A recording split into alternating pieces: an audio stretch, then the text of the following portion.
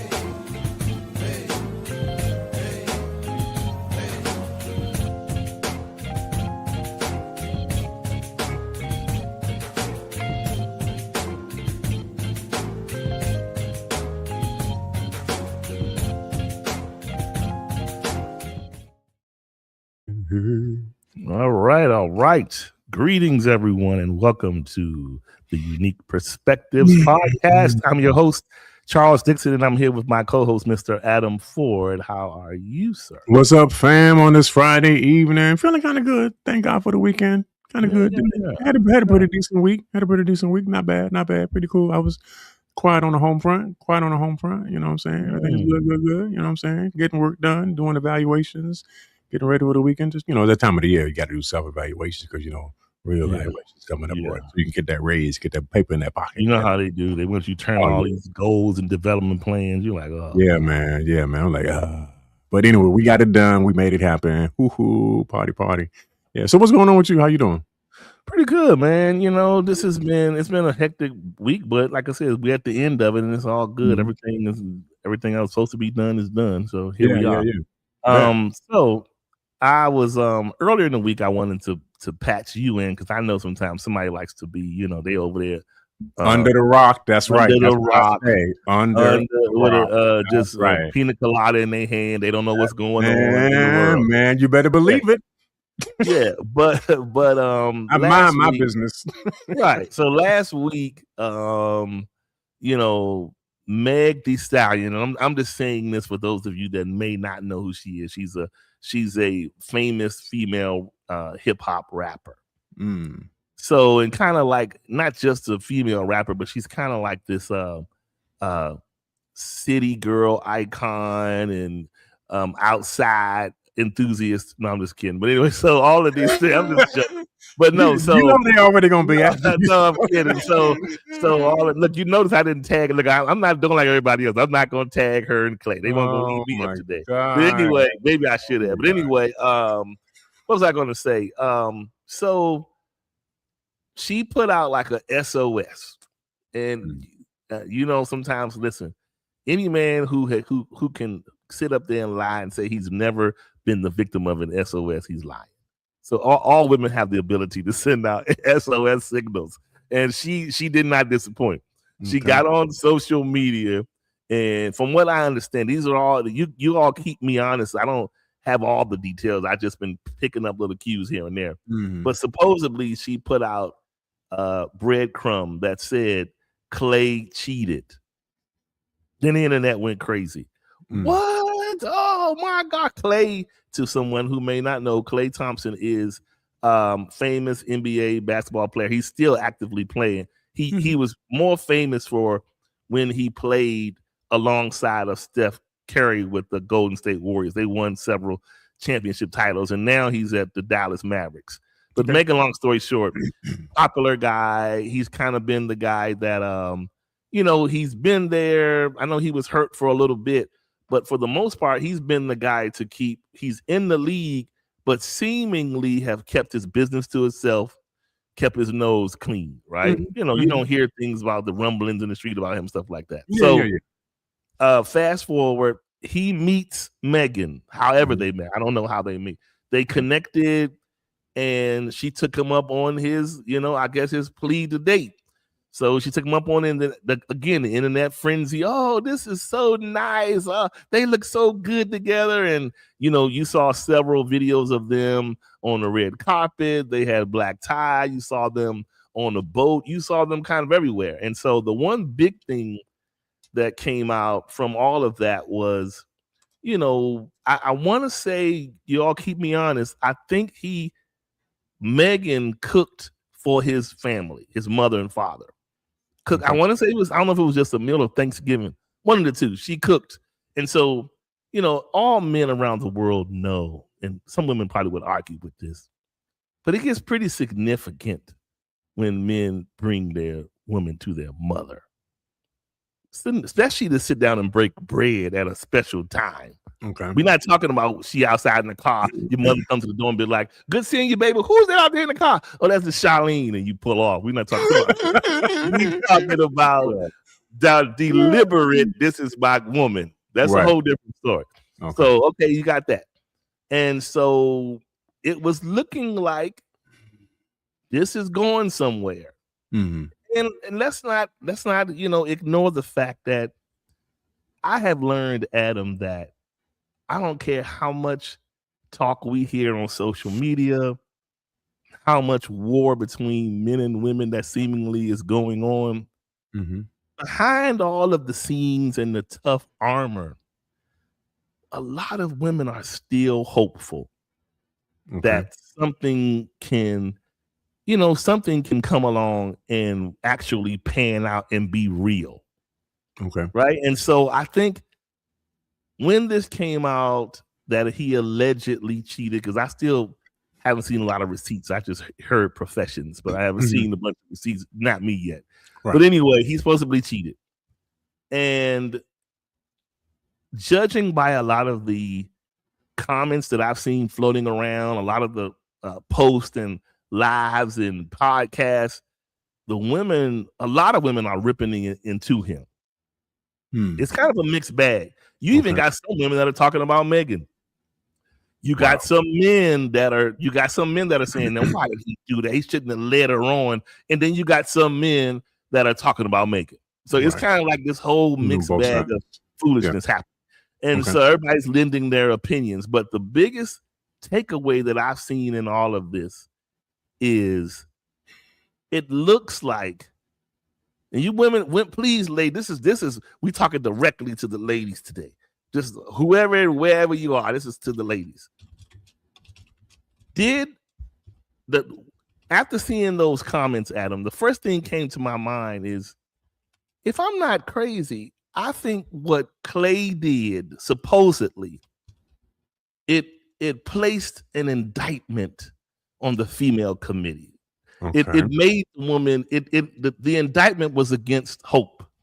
A lot of women live vicariously through other women sometimes. Okay. And they're still being hopeful. That's why they say love goals or this and that and the other, because they're hoping that finally there can be something I can believe in. Something.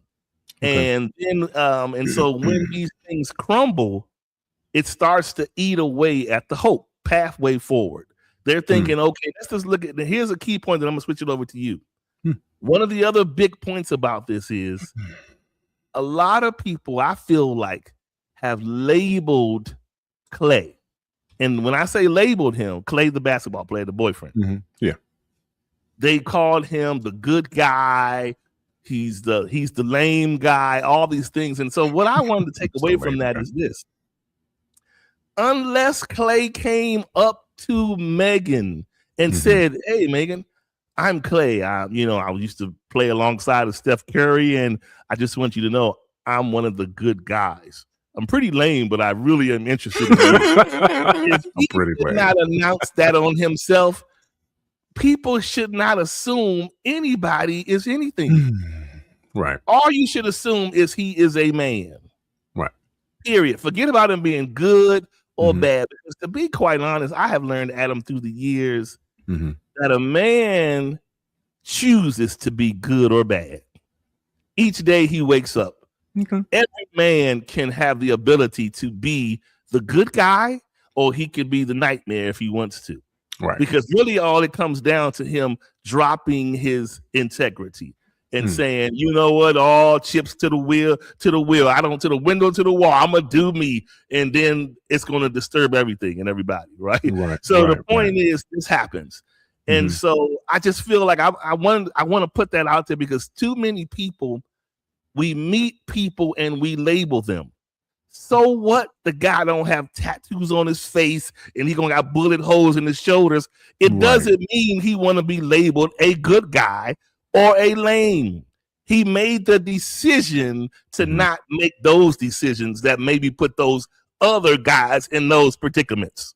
Okay. That doesn't make him a good guy. It makes him a smart person, and he thinks before he acts. He understands there are repercussions to actions, and maybe he doesn't want to experience all the repercussions. So I'm going to make a different decision with my life. But I think a lot of times we put people in buckets, and those buckets carry a different level of expectation. If he's a good guy, that's one of the good ones. Now your expectation level is this person is going to deliver at this level. And he may not. Okay. At all. You know what I mean? So that's the start there, and we're going to keep on moving this along. Right. So you want me to read this on now? This paragraph? I'm sorry. Go ahead read this chapter. I mean, I don't have to. I'm really don't, y'all. Okay, here we go. The method and madness behind him cheating. Why them? Why now? Why ever? If he cheated on Megan Thee Stallion, what hope do the rest of us have? On this week's episode of Unique Perspectives Podcast, we're ripping that question wide open and flipping the mirror both ways. We're diving into Meg and her NBA ex, Clay, not for the gossip, but to expose why men really cheat and why it's rarely about a woman's looks, money, or how hard she holds him down. It's largely about his character, his discipline, his ego. And sometimes there's the uncomfortable truth that men do leave or stray over real issues. We often ignore disrespect, emotional neglect, unchecked chaos, and of course, work we refuse to do on ourselves.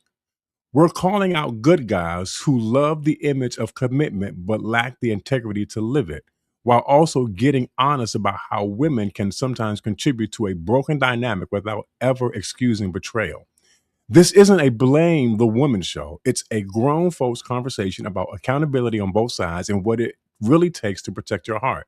If you've ever stared in the mirror after betrayal and thought, what's wrong with me? Or was any of this my fault? This episode is your reset.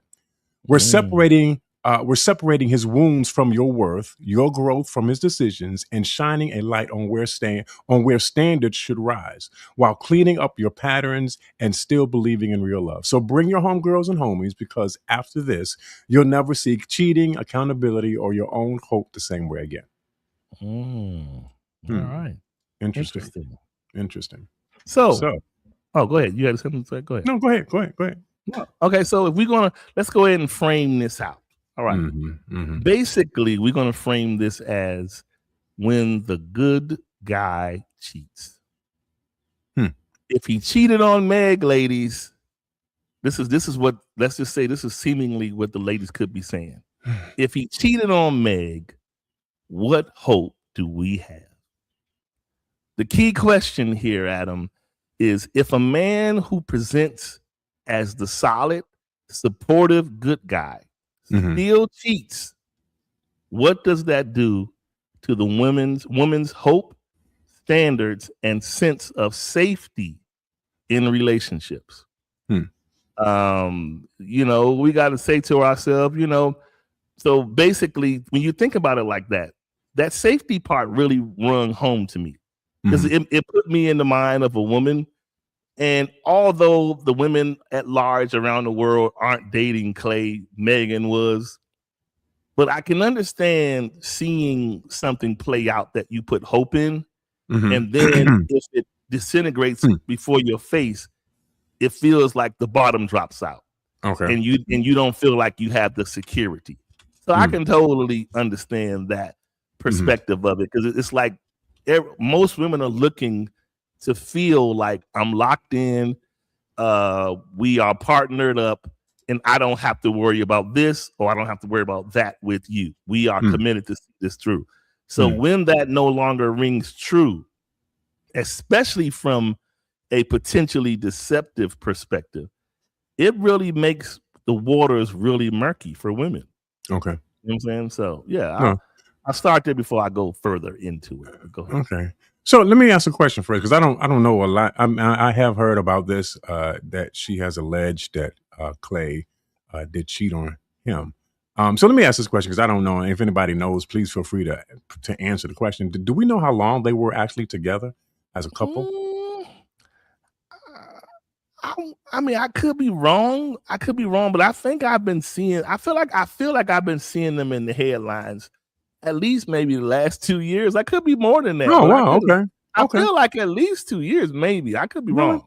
Wow. Yeah. Okay.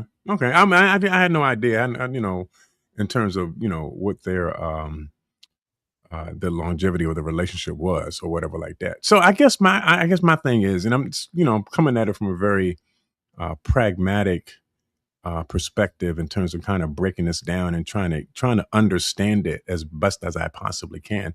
And one of the things that we discussed before the show was is actually having a conversation. Kay said she says she thinks it's been like a year or so. So my thing is, I guess my question is, did they have a conversation about being committed? Now I would. And again, I think we're going to kind of like zigzag across the line of assumption, right? Because we don't know a lot. At least I don't know a lot about the relationship. We can speculate. We can hypothesize in terms of what may or may not happen, but we don't have any real concrete information. And I'll say this, only Meg and Clay know what happened. We don't know what happened. They know what happened. And yes, she put it out there that, he cheated on her, but we've only heard from her. We haven't heard from him. And so, if we're going to be as objective about this as we possibly can, we at least need to hear his side as well, if we're going to make some type of conclusion in terms of, what's happening and how do we move forward from this point. So I guess my thing is, when it comes to relationship, and I like to be very upfront, is whether or not there was a conversation that was had. Did they talk about exclusivity? Was it something that was just assumed? And I think a lot of times we have a tendency to do that, even if you've been together for a period of time, for maybe a year, 2, 3, 4, 5. If you don't ever have a conversation about the nature of your relationship, where you see this relationship going, do you want to continue in this relationship? Is relationship going to go to the next level? If we never have those conversations with the other person, how do we know that we're both on the same page? How do we know we're both walking in the same direction? If I assume that you are with me, but never ask the question, are you with me? Then how do I know that you're actually with me? How do we have that? How does that work? Again, just to use my own personal example, thanks to my brother Charles here, making it plain for me to help me to understand when it comes to getting into a new relationship or whatever like that, that you need to have a conversation about exclusivity. Are we going to date other people? Or are we actually going to be exclusive to one another? Now, having said that, you think that if we've been together a year, the assumption is, again, we're zigzagging across this line. The assumption is that some type of conversation was had in regards to being exclusive. Because if we're just going out with one another and if we're not seeing, or if we're not dating other people, then the assumption is that we're with each other. But again, if we're not talking about this, if we're just assuming, and again, I think a lot of us get into problems. We get into trouble when we get into relationships and we assume a lot of information that we should be actually asking about. Wow. We assume these things, and we're assuming that the other person is with us, when in fact that other person has a whole different agenda than you do. But because you don't ask the question, because you don't have a conversation, You don't know. And so one day you wake up and you realize this person wasn't with me from the get-go. But you don't know that because you never have a conversation with them. So I don't know. I don't know. And see, here's the scary part about this situation when you bring it up like that. Mm-hmm. Let's just play with the idea that they really didn't have the conversation as to who we really are. Right. If you just left that out of it, the actions of what we saw looked like it was. Right. Like if you're at black tie events, you bringing somebody home to mama, you taking you taking a bunch of selfies on the boat, or where, you following your life around, all these things. That's not just no jump off activity. Right. That's kind of like I'm teetering towards this is intentionality. So my point is, the worst thing, if we use that as an example, the worst thing you can do is just go off of actions without it being declared. Yeah. Because actions without declaration is deception. Well, here's the thing though, right? So you're doing all of the things. And I think this kind of points back to your whole idea of Clay being the good guy. And I want to talk about that real quick. You're doing all the things that are indications that we are exclusive, that we are committed. But again, if you have not communicated that, if I have not heard that, if you have not said that, then we're operating in a very nebulous, ambiguous situation because nothing is clear. Everything is opaque. We're guessing at things that we should actually know. We're doing things, we're acting, we're operating in a way that indicates that we are exclusive. But if I have not had the conversation, then we're just going through the motions in all reality, right? We're doing it for the optics in terms of how it actually looks. But the looks aren't the reality of what we actually are in terms of our relationship. Your reality and your relationship are two different things. Wow. You're moving in two different spaces, two different places. So what are we really doing? So let me address the whole thing with the Clay being the good guy. And again, if you do things that look like the good guy, then people are going to assume that you're the good guy. Now, that has nothing to really do with who he actually is as a person, but everybody else around him is going to assume that's what you are and that's what you do. Because your actions do that. Now, you haven't necessarily said it out verbally, but your actions communicate your persona. Yeah. You present that type of thing. And again, you got to be careful because a lot of us do what we do, but then we say something completely different, which again leads into the whole area of hypocrisy. You're saying one thing, but then you're doing something else. This is why communication and actions must be merged and married so that you don't present a duality of who you are, but it is singular in terms of how you present yourself. You're not presenting yourself as one thing and then doing something else. You're not doing and acting and behaving like a good guy, but then all the while, you're announcing that you're really a bad guy. What's going on? What are we doing? I'm confused. But let's also make this clear. Yes. Some of this can't still be all on the good guy. No. And I'm gonna say why I'm making that point. Yeah. I'm only saying that in this instance. Because Adam, in the Bible, it tells us, what does it say is the root of all evil? The love of money is the root of all evil. Okay. The love of money. Yes, I'm good. I'm glad you phrased it that way. That's good. Now, why do we assume a man with means can automatically be good? And I'm only saying that to say, sometimes, yes, we can embrace a person's good persona and, oh my God, they seem like the boy from around the corner when I grew up, all of those things. But you cannot forget for 1 minute, this is a multimillionaire we're talking about. right? So that means multimillionaires have multiples of means, multiples of options, multiples of all these things. And so the only thing that would keep a person like that from exercising those options is integrity. Now, this is why I say somebody can be, I've seen plenty of people who look like good people, but they did not always make integral decisions. Okay. So are they still good, or are they just good framework? You know, but the guts are bad, right? Good framework though. So my point is, I'm using that as a point, even though I don't know him and I'm not talking about him. I don't know him personally, but I'm saying it's not his fault how he was perceived. Okay. You can't hold anybody accountable for how you perceive them. Now his actions, we can talk about that. But coming into the door because he looks this way or he seems like a lame, you don't know that boy could be lethal. You have no clue. But you judging him basically off of appearance. You know what I mean? That's all I'm saying. Well, here's the thing, though, right? Here, and I think, let me just address it now. I really want to go into something else. You don't live with the dude.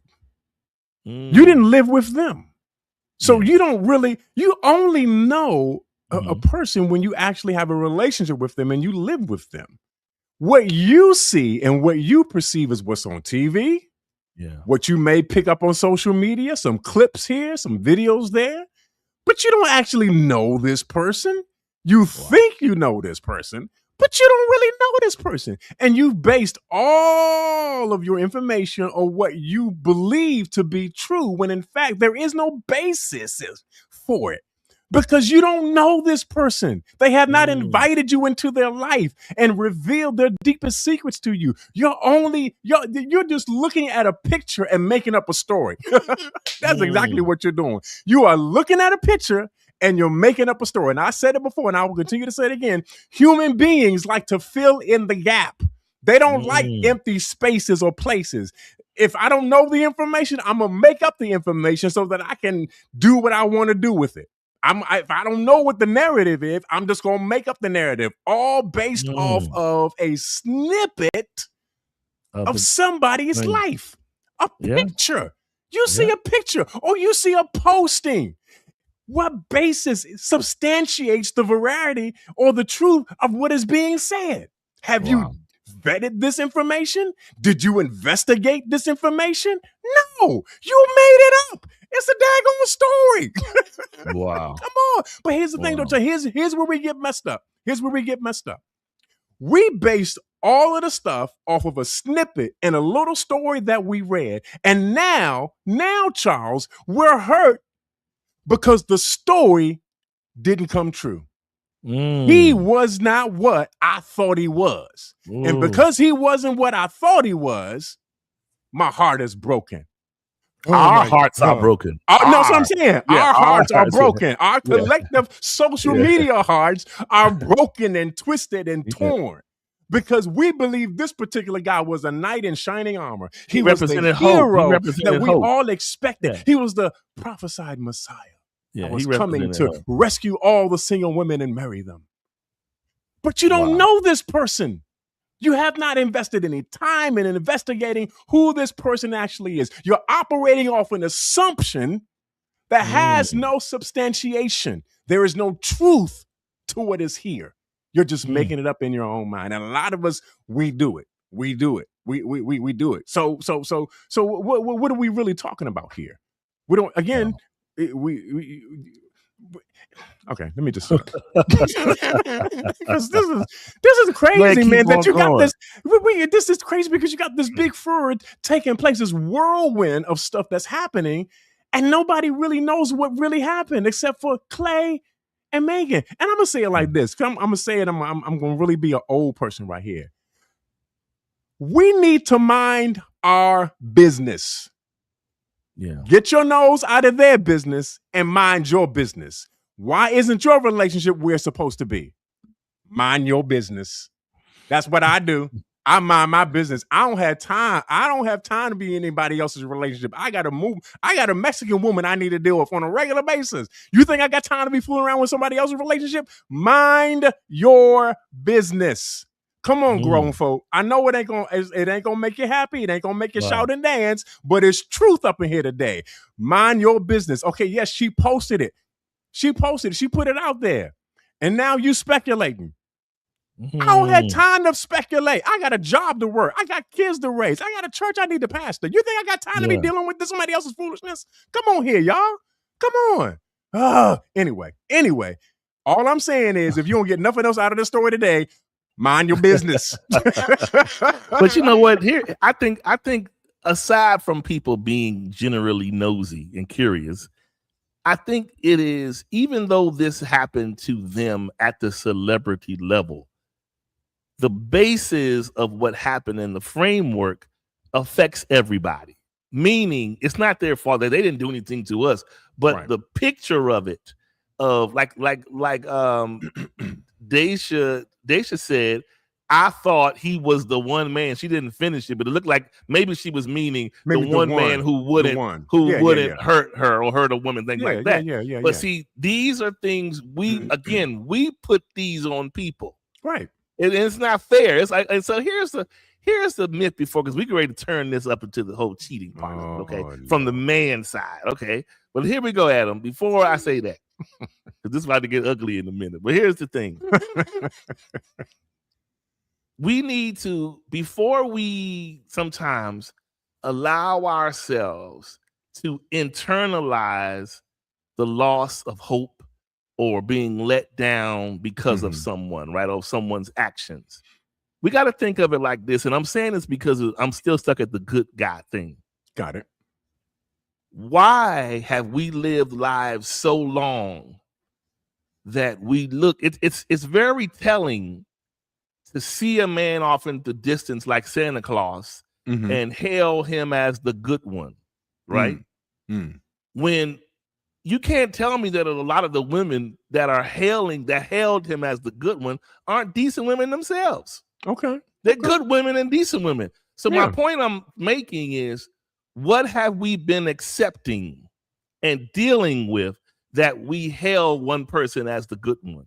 Like, in other words, you should be able to say, oh, all I have is good ones. Oh, I've been with good ones. Okay, you get what I'm trying to say? Yeah, the point I'm saying is we have to change the narrative on how we see these things, because the way it's looked at today, from my perspective, when we say good man, that's the person that's going to clean it all up.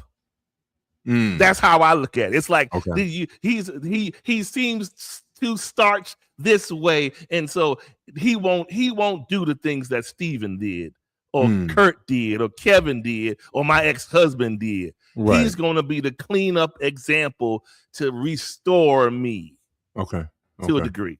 And so I'm only saying, I get it, I understand, because men do it in reverse. Men who have been dealt with certain women, they look and be like, oh, she seems like she want to. Guys would be like, oh, shorty seems like she wifey type. When men are saying wifey, there's a separation from wifey and playee, right? Playee is the playee, the street stuff.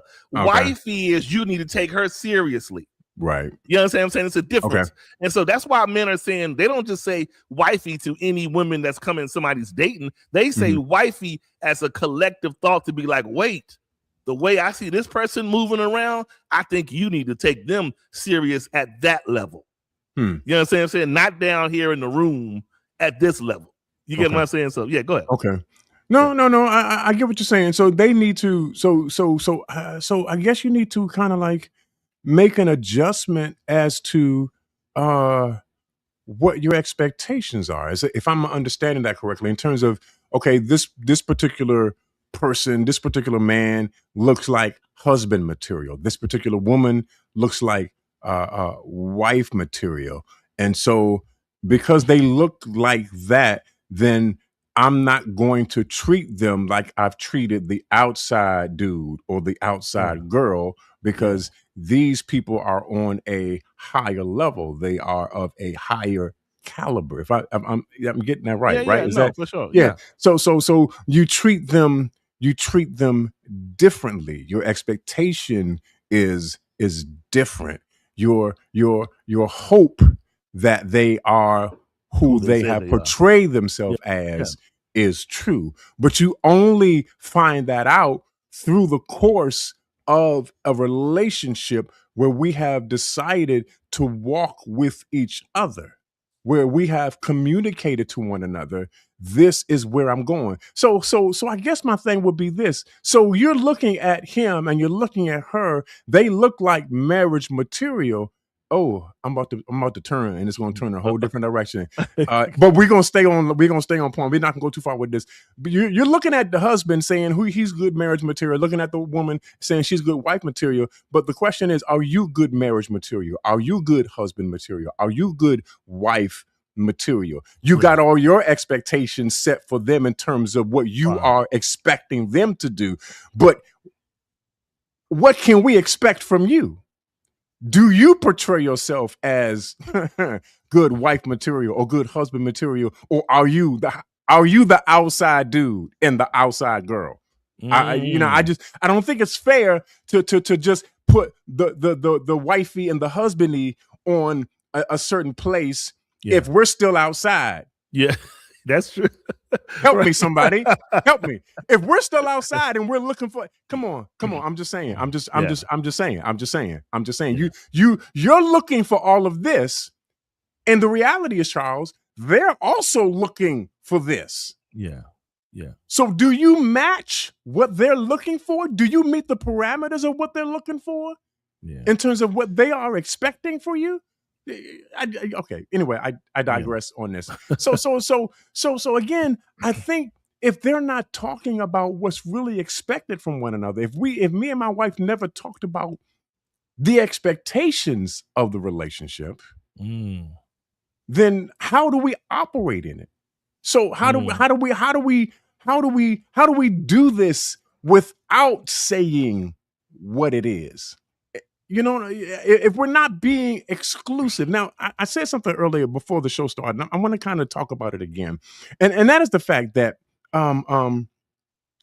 if you're going to assume something from somebody and you've never taken the time to actually tell them what your assumption or your expectation is, and then all of a sudden they do something that is out of character according to what you has perceived them as, if they do something outside of what you have expected, then whose fault is that? Because you never had a conversation to establish what was acceptable and what was not acceptable. And I'm just make it real plain. So we're dating each other, right? We're dating each other. We're seeing each other. And we've been dating each other for maybe 6 months, 8, 9, 10, 11 months, right? Yeah. But we've never had the conversation of we're not dating anyone else. We're only dating each other. Yeah. But then one day, the other person goes out on a date, thinking everything's cool. Because again, within their rights. Right. They think they're cool with going out because we haven't had a conversation of being exclusive with one another. And now the other person is heartbroken because we've done something that they didn't think that we would do, but we never had the conversation about this. Yeah. We're not on the same page. Yeah. And for you to assume that we're on the same page, for you to expect that we're on the same page, is doing you and me a complete disservice. Because I don't know what you want until you tell me what you want. How do you expect me to know what you want if you never open up your mouth and say, hey, I don't want you to date nobody else but me? Yeah. But you leave me in the dark. You leave me in the fog. You leave me in a place where I'm just doing me because we ain't talked about it.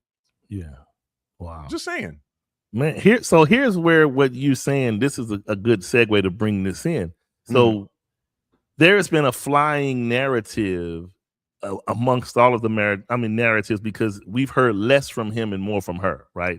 Right. And so there's part of a narrative where it was said that he told her, or you guys correct me if I'm wrong here, because the women can get the facts quick. But anyway, so what I'm saying is, I feel like I heard something where it says he didn't want to be like monogamous. Like he didn't know. So hearing that is clashing with what I just heard you say. Like you're saying, not clashing on your side, saying you said it was you thinking we together, like you said, 12, 9, 11 months or whatever. Right. So to me, I would have thought one of the most important things to get from somebody is how they want to govern the relationship. If you're telling me you don't want to be monogamous, I am not going to take you serious. Right.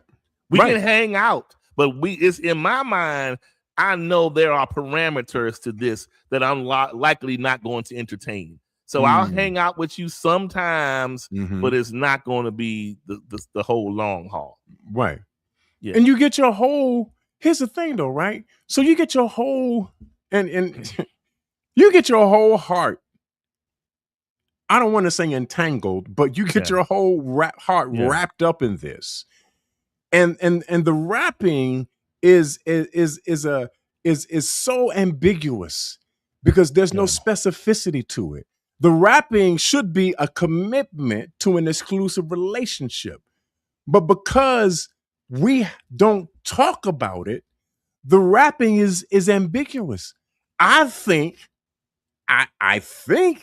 we're in exclusive relationships, but I don't know that we're in an exclusive relationship. And for the fact that you said, y'all, so he didn't want to be in a monogamous relationship. That's right. He didn't want to be just with her. He was more, I guess, open to dating other people while he was still with her. And so it kind of seems like she was on a different page than he was on. But again, my point in all of this is they on different pages, but ain't nobody talking. Yeah. Nobody's saying there was a lot of pages being turned that looked like the pages were driving themselves. Like they were together. So it was looking like it. But what is the reality? Again, we perceive things how we perceive things. We see things how we see things. And that perception is very subjective based on who we are as people. Yeah. We see what we see. But if we don't talk about it, if I don't ever say to you, it's an optical illusion, it's not real, and you continue to believe the optical illusion is real, then we're not on the same page. You're operating in a different space. I'm operating in a different place because we're not seeing the same thing. Wow. We're moving in two different directions here. Well, let me throw an opinion out here. Okay, don't y'all throw rocks, okay? Please. It's too late. It's just a kind opinion. I've seen two of the women so far comment in a similar fashion, and most women would probably amen the same thing. Okay. If a lot of the women have just online and even here, the women take very seriously. Why did you take me to see Mama? Oh God, here we go. Like that's the dagger. Why did you take me to see your mother? Right. If you're not being serious, and I want to use this as a learning point. Okay. First, let me unpack this by saying, I am not, disclaimer, excusing or approving of someone's decisions to allegedly cheat. If that's what happened, because we don't know how all that shaked out. Right. But I'm saying that to say this. One thing we have to remember, there's two things. Everybody reserves the right to pivot, change their mind. Yeah. I have a strong opinion just looking at the stuff that I've tracked and looked at. I find it hard to believe that even if he was wrestling with monogamy, if that's the case, he did too many things publicly and proudly not to make me believe he wasn't feeling going deep with her. Okay. He did too many things. Okay. I mean, sitting there with having the food with your family, and he didn't have any issue with being publicly recorded with her. Right. Everywhere. He was tracking time, like I said about the dating. He was tracking his time with her. Now, here's a key thing. If y'all scour the internet, there's one video that any man that watches it will get it. There's one video where they were at a black tie event. She had on her black nice gown. He had on his black nice tux. Mm-hmm. The room, for some reason, the people around them seemed like they were all watching the stage, but they were mostly being quiet. Mm-hmm. She was all over the place, laughing, right? Here's the crazy, but this is where it got so awkward, Adam. How could I be somewhere with my lady and my lady is laughing and whatever is making her laugh and funny to her? But if you pan the camera over, when they showed him, he was just like this. He didn't flinch. He didn't blink. He didn't smile. Okay. It was a stoic stare. And that told me everything. Oh, what did it tell you, Charles? What did it tell you? in my mind, this man have just pivoted. Wow. Pivoting is real. It's a real thing. People got to understand. Okay. And I'm saying this because I know this is uncomfortable, but I'm going to say this. Oh, God. A lot of people will make the argument on the male and female side. You have the right to, you can change. I'm not mad at you changing your mind or deciding to do something else. Right. But you will be hard fought to find someone who may not say, but you could have at least had the respect enough to tell me first. Okay. Now, I was saying this with you backstage. Yeah. Look at our jobs. And I know we're not jobs, we're people. Right. But I want to make an example with this concept. Yeah. Your job is your way of living, if that's the only thing you got. It's your way of living. So I'm saying that to say that y'all throw nothing. Yeah. But I'm saying that to say this. People, it takes a really, really, really strong-minded person and strong-willed person to decide to pivot in a relationship and immediately go home and tell their person, you know what, I discovered tonight that I don't want to go in the same direction of this relationship no more. So I appreciate all that you've done. Tell your mother and them that I got much love for them. I like that. But, I think I just really want to be outside. People aren't going to do that. Just like in the job market, no one drops their way of life without seeing another means on paper. Yeah. People, we can get mad all day, but people just willingly don't give you goodbye warnings. Typically, this is what people will do. Now we're gonna step into the cheater light, Adam. People don't give you goodbye warnings. They wait until the other side is comfortable. Meaning, if I'm going to step out to step over, I'm not going to do it until I am selfishly content. If I feel like you got me now and we good and we secure, now I can start having the conversation to say things like, you do know I love you, right? You know I love you, right? I'm just saying that because, I want the best for you. And I know that we've been doing this fighting. And I just, life is too short to live like that. When you start hearing those condescending conversations, they're not by happenstance. Right. People give you that when they're at the point to do it. When I can leave you, now I can leave you. So now I'm gonna give you the truth that I care and I want you to be okay. You don't care. It's just content. It's just an opportunistic moment for you to shift. Now let's walk on over to the cheating side. I'm gonna show you. Number one, there is a huge difference, Adam, between being cheated on and left. A man cheating on a woman is a man exercising his selfish ways to try to have his cake, donut, cupcake too, while still having you. And the basis is primarily selfishness. Okay, yeah, true that. When a man is leaving you, we call them both cheating. But when a man is leaving a woman, it's different. He has decided, I'm pivoting. This ain't about no booty, nothing. This is just about me not wanting to finish this path with you. And people got to understand this one thing. And I'm going to relay this back to Megan, and I'm gonna bring it back. Mm-hmm. Megan, if Clay allegedly really did cheat on her first, because now I'm hearing reports come in that he said she cheated first. Whatever. Wow. The point is, if he cheated first, and decided to say, I don't want to be monogamous, or he decided to himself at that ball that night that this woman is not the caliber. I know she got money and I know she's popular, but she's not necessarily wifey. If he decided that in his mind, so be it. Okay. But I want to remember this one thing. Image matters.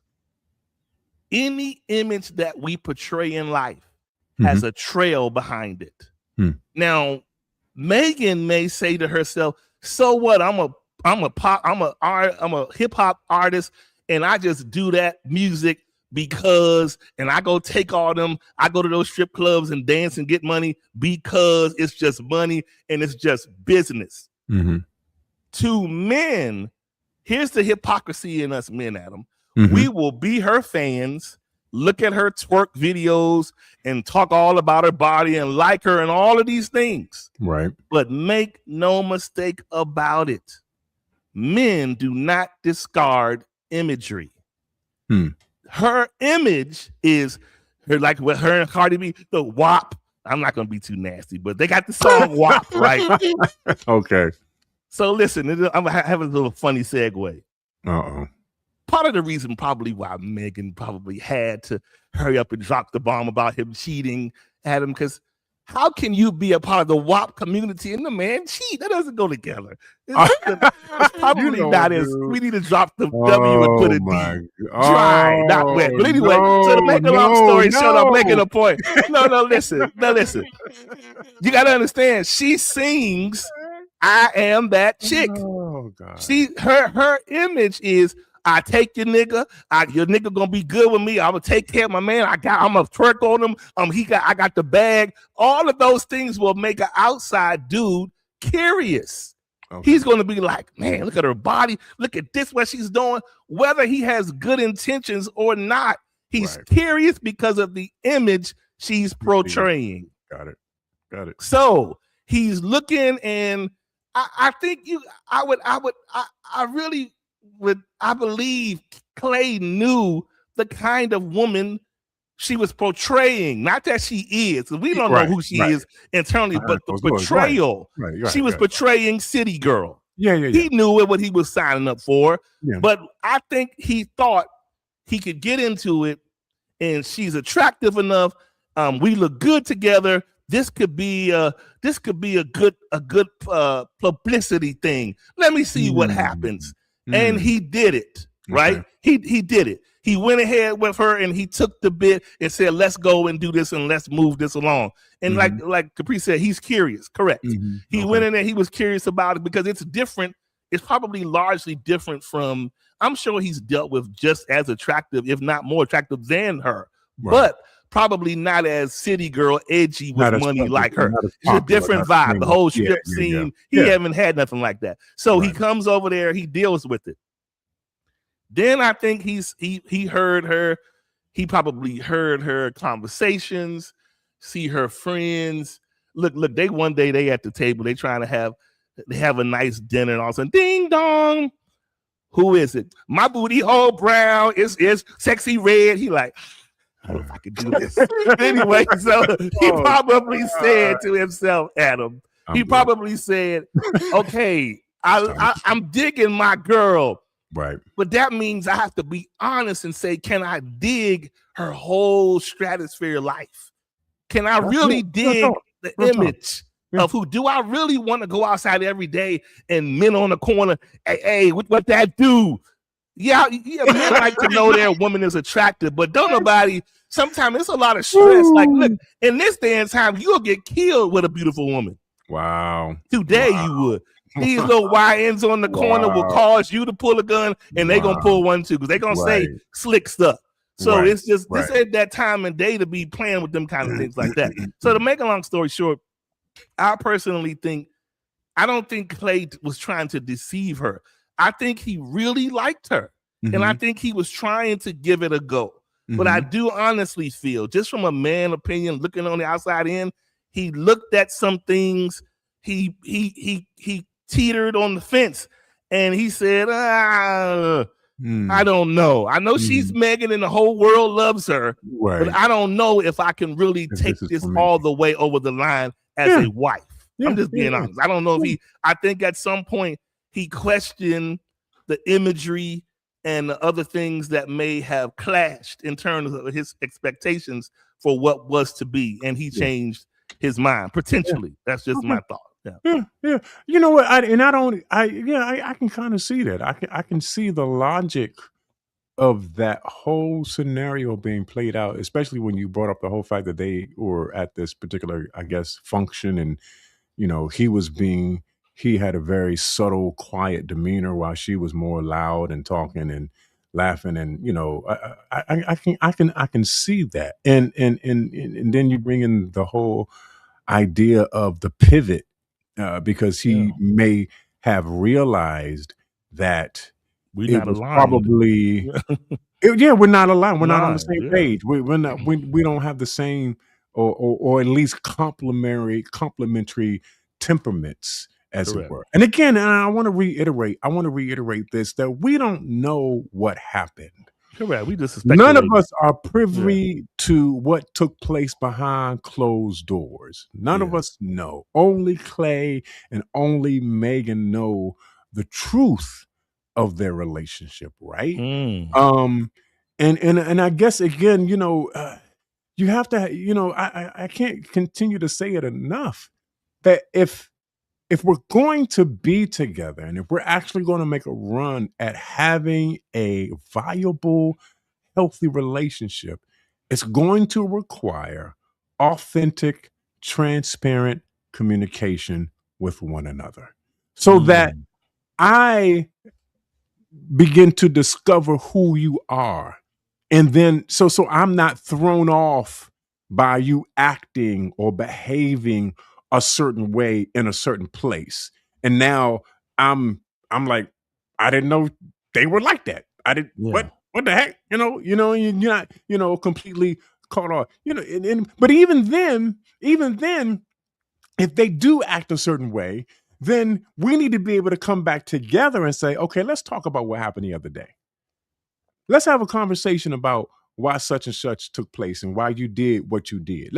Let's actually, because if I see value in this, if this is something that is worth something to me, then I want to make sure that I do all that I can to not just save the relationship, but I want to be able to sustain the relationship and build it in a way that's going to accommodate the both of us. You know what I'm saying? You know what? I don't even think that he did not express to her how he was actually feeling after this thing happened, right? And again, we don't know for sure. But I don't think, if he is quote unquote the good guy, I'm kind of noticing. I don't know. Has he said anything yet? I think he did. He put something out there. He put something, which is curious to me. It's curious to me that he's been kind of quiet. That she has said all that she has said, but he hasn't really said anything. That's curious to me, because most men, when it comes to stuff like, if you are quote unquote the good guy, if you're the good guy, if it was me, I'd probably be like, I'm not even saying anything. I'm going. Because I don't want to disparage you, but at the same time, I'm kind of like you said, like you've already said, Charles, I'm pivoting now. I'm turning in a different direction. Now, let's say this. I think that if you're going to do that, you absolutely should talk to the other person that you're pivoting on, so that they're not caught off guard by your turning and moving in a different direction. You know what I'm saying? Again, we don't know whether or not if that actually happened or not. But if you are quote unquote the good guy, then that's what the good guy does. He says, hey, you know what, babe? We've had a nice run. I appreciate you. I appreciate all your gifts and your talents and everything like that, but I don't think we are a good fit. I think I need to move on.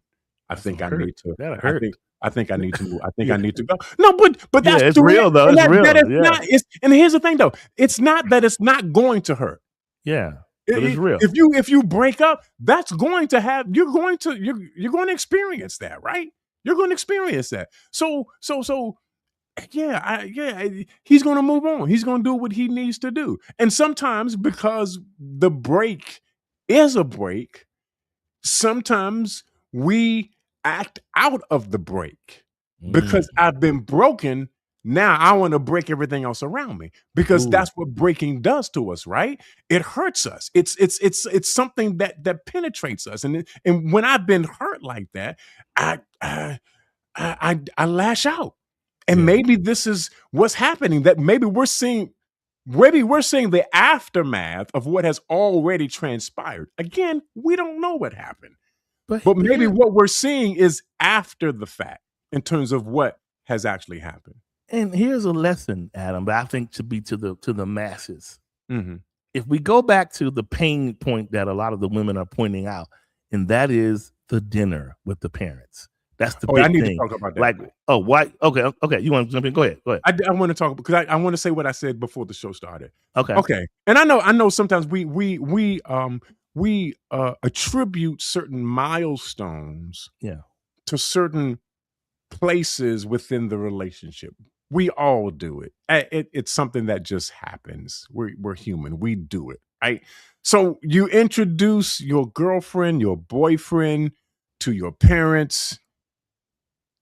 There is an assumption that because I have introduced you to my parents, I'm looking for I'm showing a seal of approval, if you will. This is saying because I have introduced you to my parents, we are now going to on a serious path. We're on the serious path. We're walking toward engagement. We're looking toward marriage because I have introduced you to my parents. The important people in my life. Yeah, exactly. And there's nothing wrong with that. I think that is something that is valid, right? I'm not going to just introduce somebody who I've been with for a short period of time to the rest of my family because I value my family, right? I value them. And so in order for me to do that, in order for me to introduce you to my parents, we need to have a good thing going. Yeah. We need to have potential. We need to be able to see a future together in order for me to introduce you to the rest of my family. Now, having said that, just because I introduce you to my family does not guarantee the relationship. Let's be real, y'all. Wow. Let's not say just because I introduce you to my parents, now we locked in. We locked in, y'all. We not going nowhere. You ain't going nowhere. I ain't going nowhere. Come on. That's not reality, y'all. That's not reality. I know that's the narrative. That's the narrative. But that's not reality. Because a lot of times after you've introduced them to your parents, the relationship is still operating. Yeah. It doesn't operate based off your parents, based off our introduction. It's operating on its own.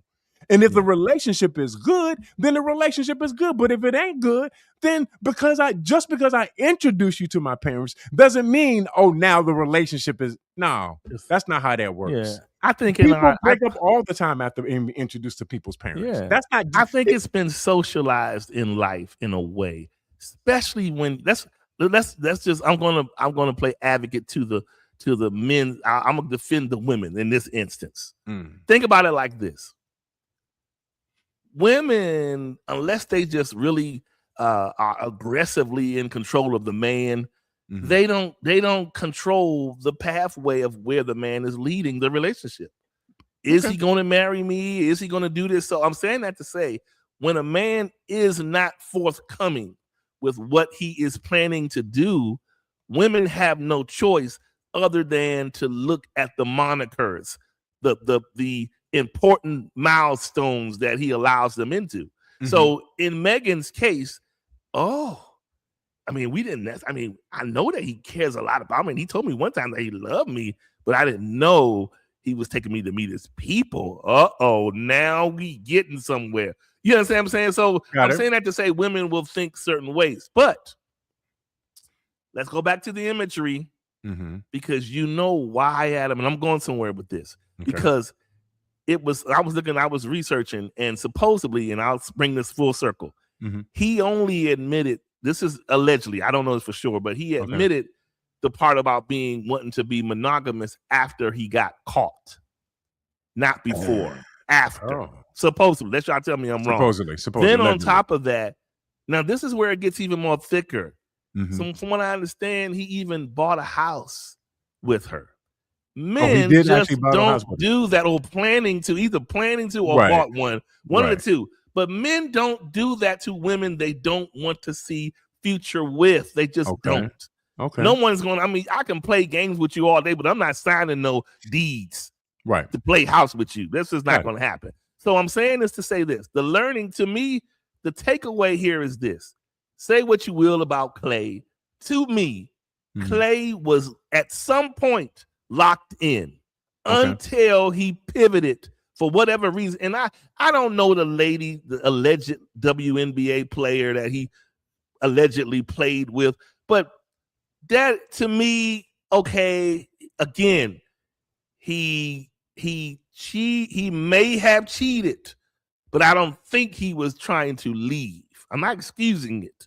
Right. I'm just saying, let's just be clear. I think he was cheating, but I don't think he was ready to leave. That's another conversation. If he was ready to leave, then that look at the ball says it all. Like, I can't do this, so let me go ahead and plant my flag somewhere else.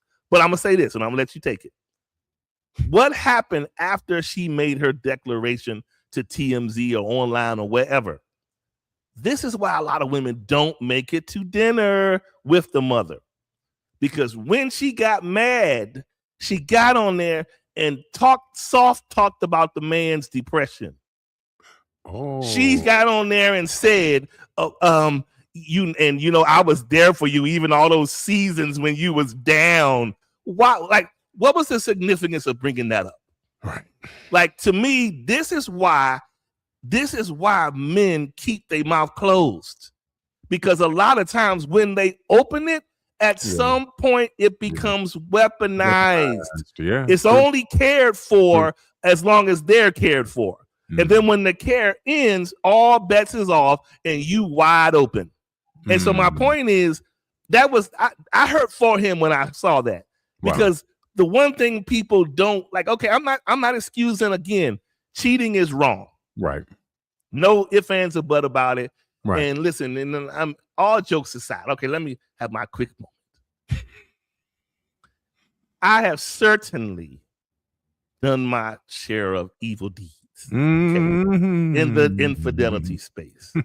But I will say, there were times, Adam, where I had to get real with myself. And the reason why I say that is because I looked at people. I had several friends and several associates that would be like, sometimes you'll be like, man, why you got to keep on drinking every time we do this? Because I don't drink, right? But I see people drink all the time. And I'd be like, this is alcohol. Like, at some point there's that addiction of alcohol, right? There's the addiction of drugs. Okay. The one thing we don't talk about is the addiction of infidelity. Oh, wow. And so the point is this. I thought about this. I had a moment that flashed in front of me and said, at that point in times when you moved in those ways, Charles, let's just say there were people and somebody said, hi, I'm Craig. I'm an alcoholic. Hi, I'm Daryl. I still use drugs. Hi, I'm Charles. I'm a cheater. Wow. And it was a wake-up moment. Wow. It was a wake-up moment to me, because I thought about it. Yeah. And I said to myself, man, it's like you can get, listen, I'm gonna say this, and it's no excuse, it's no excuse for the action. Yeah. But a cheater can get numb in their activity. Yeah, real talk. And it becomes numb because to you it's second nature, and you have the reasonings in your mind as to why you're doing it. Right. No one gets the reasons but you. But in your mind, and half the time, Adam, when we are doing it, Right. It is because we are self-medicating Yeah. what we have not real talk. addressed. Right. Those issues within us, those inadequacies, those insecurities. So cheating, while it's not the answer, it serves It an answers. interim purpose of medicating because it keeps you, believe it or not, as self-destructing as cheating is, in your mind, you make up that you are self-assuring your heart. Wow. You're saying, I'm cheating to pad, not for pleasure, to pad. The pad, yeah. The padding of cheating is what keeps you numb, and you keep doing it because you feel like, that's all right. I don't care what you say. I'm just going to go right on over here. It's more padding. It's padding over there. It's padding over there, and it keeps you from facing the vulnerability of actually trusting one human being with your heart. Right. So it's easy for you to pretend with a few hearts than to believe in one. Right. So it's the whole padding thing that keeps you going and going, and you just like, until you have to say, here's the wake up moment where you say, look, you left a lot of bodies in your wake. And aren't you tired of seeing disappointment and hurt on these people's face? Right. Do you understand what I'm saying? Aren't you tired of this happening and this blow up over here and this exposure over there? And it just gets to a point where you say, all right, I can't do the cheating. I can't do the self-medicating. Yeah. I have to figure life out another way. But this isn't a healthy way to do it. Because it is a way that when people get into it, when you're involved in it, you are etched in it. You be deep. And it is easy to do when you are, look, don't be halfway quarter smart. You think you're smart anyway, you but think you're smart. You do some damage into the world. So the point is, you got to say to yourself, at some point, the one thing that always kind of kept me a little halfway grounded, Adam, is in the back of my mind, I would say, look, I know you want love, and I know your desire is really to love, but your way of going about it with this padding is wrong. And it said to me, if you don't, what you don't want to happen, Charles, in the background, if you don't stop you don't want God to stop you. Oh, Lord, that was the key thing that turns me into a different position. I'm not saying I'm perfect or nearly do I got it figured out, because I still have my mental struggles. But in my mind, I said, this is tough.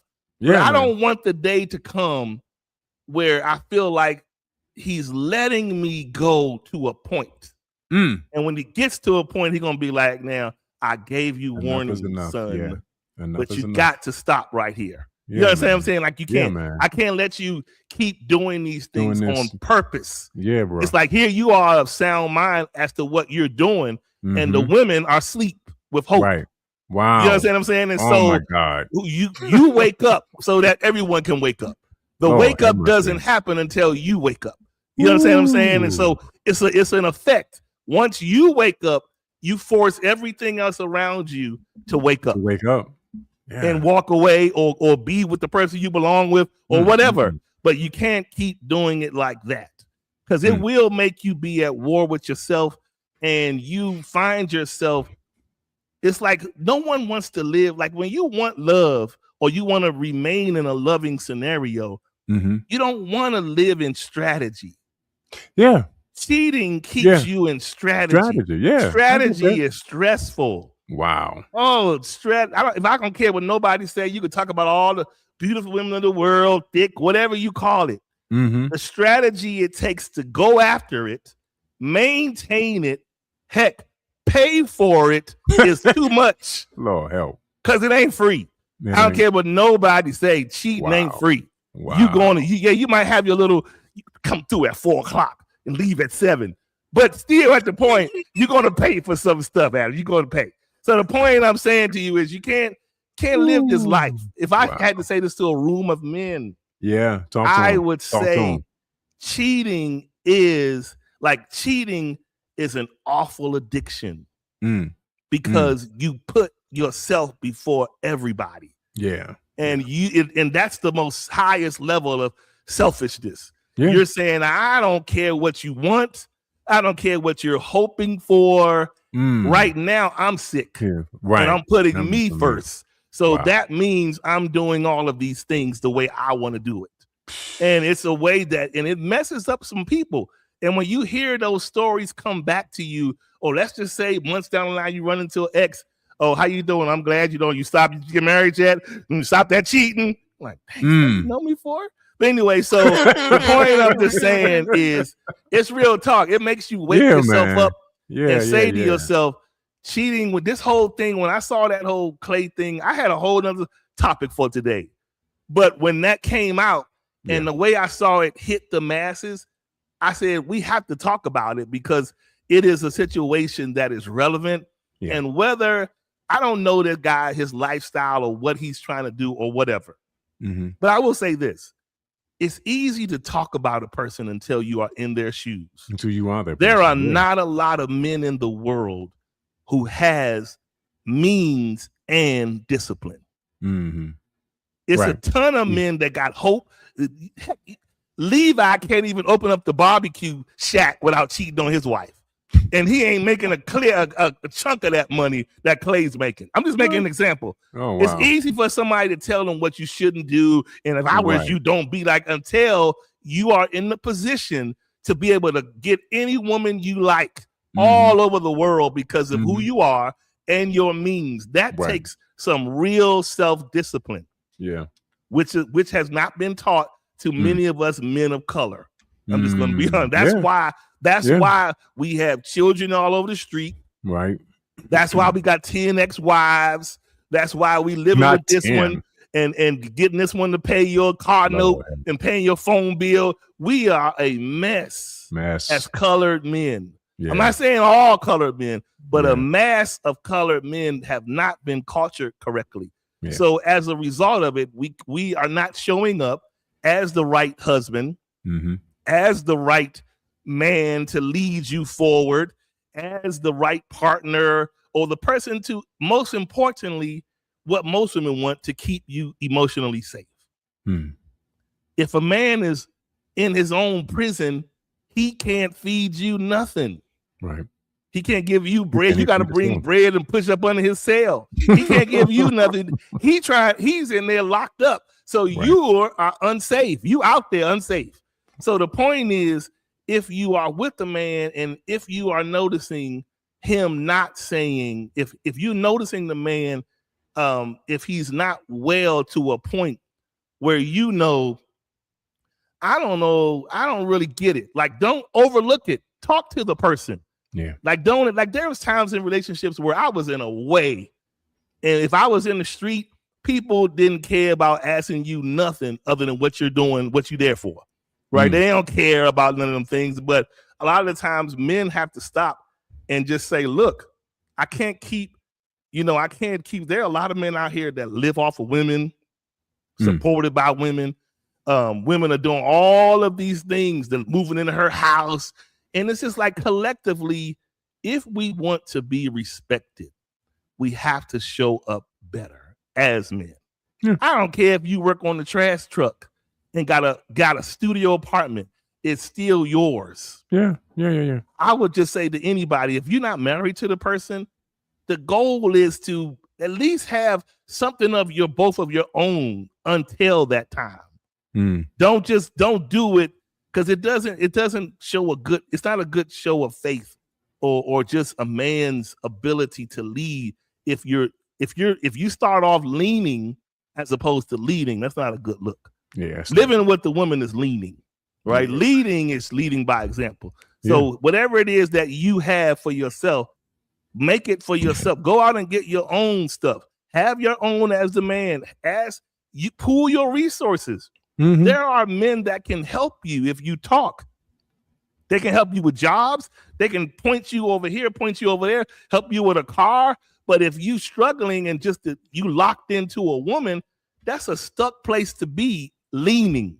You're not even in a stuck place to lead. You're in a stuck place to lean. So we got to just think about that. And so I would just say, Adam, before I pass it over to you, I personally think. Okay, my bad. I'm messing with you, bro. Listen, it's hard for me to believe that Klay did. I'm steering it back. That Klay Thompson did not love the idea of moving forward with Megan. A man just think he's not going to take you home to mom. He's not going to be at a bunch of public events where he know the world going to see him. Even if he got a side chick, he's not going to buy no house with you if he's not serious. What we all are missing here, and I guarantee it's going to come out. There is a missing narrative. Yeah, that's what I was going to say. Forget about him cheating. I'm concerned about in the mind, he pivoted, because this is the last thing I'm going to say. Men do not cheat because of the next body or booty. Men cheat when a woman's mind doesn't align with his vision. I'm gonna give you an example. All of us, and especially in the African American community, can say we've heard our cousins, uncles, brothers, whomever fuss with their significant other or women, and women have probably intervened and said, "Don't talk to them like that." But how many times have you heard a man? You've heard a man fuss. Now, I don't agree with the way this is done, but it's the point I'm making. A lot of men, you'll hear the man say, "Get on my nerves, you." Why do the man have to quantify it by saying you dumb or you stupid? He's doing it because he's saying, now he's ignorant because he doesn't know how to convey his thoughts. But what he's meaning is, I don't like your stinking thinking. I don't like how you think, because your thoughts represent how you're going to act and treat me. So a lot of times they get mad. Like, think about it. The Bible tells us, Adam, as a man thinketh in their heart, so what is it? So is he. So is he. So when we have stinking thinking, stinking actions become our reality. So when people see that your mind is not aligned with, like, every man has an idea of how he wants to lead. I'm not saying it's correct in all times, but every man has a way in his mind that he thinks is right to lead his woman, wife, whomever. When he sees, wait a minute, baby, let me back up for a second. What did you say again? I said, my man, I expect him to pay 90% of all the bills and the rest is going to me. He's saying at that moment, first of all, I'm a provider. I never said what I would not do or are not capable of doing. Okay. But that stinking thinking is a turnoff. I'm making a point. And so my point is, somewhere along those lines between him and Megan, something happened. And his thoughts about what he initially thought changed. And so I'm saying this to say, when intentions between a man and a woman pivot, it is because the man is questioning the mind and the thoughts of the woman. And not forget about what because how she thinks is how she's going to show up. So if you want to think about anything with a man, talk to a guy, and you don't got to just come out and say, "Do you like how I think, baby?" No, talk to a guy and gauge whether or not he's on par with you and him and the way you guys both sync up and think, because you'll learn everything about how a man thinks about you by talking to him about. Because sometimes women will sit around and be like, "What are we doing? What is going on in his mind?" He's gone because he says, "I'm sorry, I don't quite know how to explain it to you, but we're not on the same page in the wavelength."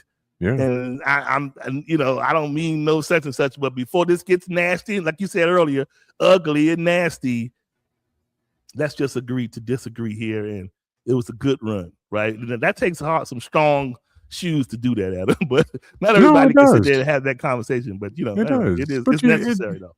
It's absolutely necessary. Again, you don't, based on what you said, if he did love her, obviously through his actions, he's shown some type of affection for her, some type of care for her, that he bought a house with her, you know what I'm saying, and spent as much as a year just dating her, which is an indication that he had some love for her, some affection for her, you know what I'm saying? And so and that's what I was actually going to say. It seems like there are pieces missing that we don't have. And that's what I said earlier on, is that we don't know what happened. They know what happened. Megan knows and Clay knows. It's more to we don't know what happened. There are obviously pieces that are missing from this that will give us a full picture as to what the actual reality was. So let me say this, because we got to go. I appreciate your transparency. I appreciate you sharing the way that you shared in terms of putting yourself out there, acknowledging the whole reality of the cheater and their addiction to cheating, and that the cheating is not actually an answer to anything, you know what I'm saying? But it just kind of like propitiate, or not propitiate, but it propagates the same type of attitude and action that you've always had, because that's what addiction does, right? It puts you in a cycle, it puts you in a circle, and it seems like you can't ever break out of that circle until the Lord comes along and breaks you out of that place, man. I believe that was God speaking to you, bro. I know you said it was a voice on the inside, but we all know that was the Lord. For that sure, was saying, "Hey, you know what? I just didn't want to be all wake spooky. up." I know it ain't got to be spooky, man. It's a real thing, because I think we all have that voice that comes to us and say, "Hey, you shouldn't do this, because if you do this, these are the consequences of this particular action, and you shouldn't do this. Don't do this." But some of us do it anyway. And as a result, we suffer the consequences of. But no, I think that was good. I don't want to belabor it out any longer. But this was a good conversation, man. It was. It was necessary. It was a good conversation. I think we need to continue to have these conversations. Oh, I know. One more thing I was going to say. I think one of the things that you were talking about in terms of putting yourself out there, and in terms of men cheating, a lot of us as men were never taught our own value. I know we have said this before, and I will continue to say it again. A lot of us men were not taught that we were valuable. We were taught a lot of other things. We were taught how to get a woman, how to have sex with a woman, but we weren't taught about the value that we have as men. You know what I'm saying? Women are taught that. They're taught that from an early age. But men, boys, don't get the same education. And I think that's the reason why. It's the reason why men do some of the things that they do, because they're seeking value. They're seeking their value in other things. Wow.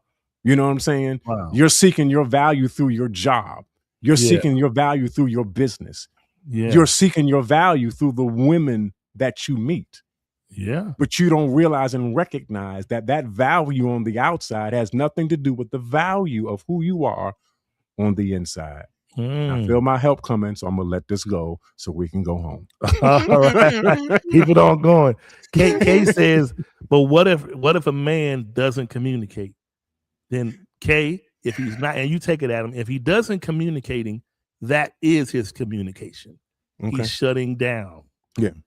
Because we have something to say, but when we don't, we're just not saying it. We're shutting it down. Go ahead, Adam. What you got? And that really is that's I would say it like it's a warning sign, because a men, and again, we're not naturally taught how to talk and communicate like we should. It's funny because I had to teach my oldest son how to talk, because he's just like me. He don't want to really talk. But if you don't talk, nobody's going to know what's going on the inside, right?